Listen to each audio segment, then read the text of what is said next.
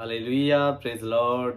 जय मसीह की। परमेश्वर का धन्यवाद हो आज एक बार फिर से सुंदर समय के लिए कि खुदावंद ने एक बार फिर से आपके बीच में, आपके मध्य में आने के लिए समय दिया। और जाने वचन की सच्चाई चैनल की एक और नई वीडियो में आप सभी का स्वागत है। मेरे प्रियो, मैं आपको एक जानकारी देना चाहता हूं कि हमारा एक नया चैनल हमने एक ओपन किया है, जिसका हमने नाम रखा है मसीह योद्धा। तो इस चैनल के अंदर हम क्या करेंगे, हिंदी में उसका टाइटल होगा, ये मैं आपको उसका स्क्रीनशॉट भी दिखा रहा हूं। इस चैनल के अंदर हमारा उद्देश्य रहेगा कि केवल मसीह योद्धाओं के बारे में आप सभी को सिखाना, बताना कि बाइबल के मसीह योद्धाओं ने कैसे शैतान की हर एक शक्ति का सामना किया, और वर्तमान में भी मसीह के ऐसे योद्धा हैं जो हर हालात से लड़ते हुए परमेश्वर में आगे बढ़ते हैं। तो इसमें हम हर दिन या एक दिन दो दिन छोड़ के एक नई घटना लेकर आएंगे बाइबल से भी, और वर्तमान में जो यीशु मसीह के सच्चे दास और सेवक हैं उनकी जीवन की सारनियां, उनकी गवाहियों को कि कैसे वो हर हालात में प्रभु के साथ वफादार रहे करके। आप इस चैनल को भी जरूर सब्सक्राइब कर लें, ताकि इस चैनल के माध्यम के द्वारा भी आपको और जानकारी और नॉलेज मिलता रहे। एक मसीह योद्धा की घटना के द्वारा मोटिवेट करेंगे आपको, मसीह में और मजबूत करने की कोशिश करेंगे, और हमें भी उनके समान बनना है। आज का जो हमारा मुख्य टॉपिक है वो है कि शैतान के द्वारा अभिषेक किए गए लोगों का क्या चिन्ह, या उनको कैसे पहचाने करके।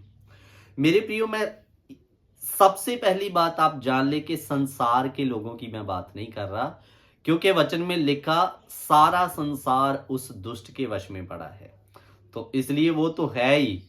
तो फिर मैं बात किन लोगों की करने वाला हूं? मैं बात करने वाला हूं मसीह लोगों की, कि जो मसीह को जान लिए और अपने आप को मसीह भी कहलाते हैं, लेकिन आखिरकार शैतान उन्हें अपने कब्जे में लेकर या उनका अभिषेक करके कैसे उनको दुनिया को गुमराह करने के लिए इस्तेमाल करता है। बहुत अच्छी नॉलेज है, लास्ट तक वीडियो को देखें, पूरा इस वचन में बने रहें। एक वचन पढ़ते हैं, पहला शमूएल 16 अध्याय उसका 14 वचन। पहला शमूएल 16 अध्याय 14 वचन। यहोवा का आत्मा शौल पर से उठ गया, और यहोवा की ओर से एक दुष्ट आत्मा उसे घबराने लगा। इधर में बड़ा ध्यान देकर सुनना, क्या वचन में लिखा? यहोवा का आत्मा शौल से उठ गया और यहोवा की ओर से एक दुष्ट आत्मा उसे घबराने लगा। मेरे प्रियो, ध्यान देकर सुनिए कि ये इस्राएल का पहला राजा, जिसका नाम था शाऊल, जब वो परमेश्वर ने उसको चुना और उसका राज अभिषेक किया, और मेरे प्रियो, पहले वो इस्राएल का पहला राजा हुआ और परमेश्वर की आज्ञा के अनुसार काम कर रहा था। लेकिन जैसे ही उसने परमेश्वर की मर्जी से हटकर अपनी मनमर्जी करनी शुरू कर दी, या खुदा के वचन को अहमियत देना छोड़कर अपनी इच्छा या अपनी मर्जी को अहमियत देना चालू कर दिया, तो मेरे प्रियो, उसी दिन यहोवा का आत्मा उठ गया और उसे राज अभिषेक से परमेश्वर की ओर से तज दिया गया या रद्द कर दिया गया। मेरे अजीजों, और वचन में लिखा यहोवा का आत्मा शाऊल से उठ गया और एक दुष्ट आत्मा उसे आकर पकड़ लिया, जो उसे घबराने लगा। अजीजों, ऐसे ही आज वर्तमान समय में जिन सेवकों को परमेश्वर ने कलीसिया पर ठहराया था, अधिकारी ठहराया था, जब तक वो यहोवा की मर्जी, उसके वचन के अनुसार कलीसिया की देखरेख करते हैं, उसे चलाते हैं, संभालते हैं, और मेरे प्रियो, तब तक परमेश्वर का आत्मा उनके द्वारा काम करता है। लेकिन जिस दिन उन्होंने प्रभु की मर्जी को हटाकर अपनी मर्जी या परमेश्वर के वचन को अहमियत ना देते हुए अपनी बुद्धि को अहमियत देना शुरू कर दिया, उस दिन यहोवा का आत्मा शाऊल के पास नहीं रहा तो आज के सेवकों के पास भी नहीं रहेगा। आत्मा इधर ही है, कहीं नहीं जाएगा, लेकिन आपसे हट जाएगा, कहने का मतलब है। तो मेरे अजीजों ध्यान देकर सुनिए, इसलिए आज बहुत सारे लोग जब सेवकाई में निकलते हैं, आत्मा में निकलते हैं, लेकिन धीरे धीरे धीरे शारीरिकता उनके जीवन में राज करने लग जाती है। इसीलिए पौलुस ने गलातियों को कहा था, हे निर्बुद्धि गलातियों, किसने तुम्हें मोह लिया? क्या तुम आत्मा की रीति से आरंभ करके अब शरीर की रीति से खत्म करोगे? तो अजीजों, मेरा कहने का मतलब क्या है, आज बहुत सारे लोग आत्मा में आरंभ करते हैं, वचन की अगुवाई में चलते हैं, लेकिन धीरे धीरे या पैसे का लोभ या धन का लालच या संसार की मोह इच्छाएं उन्हें दबा लेती है।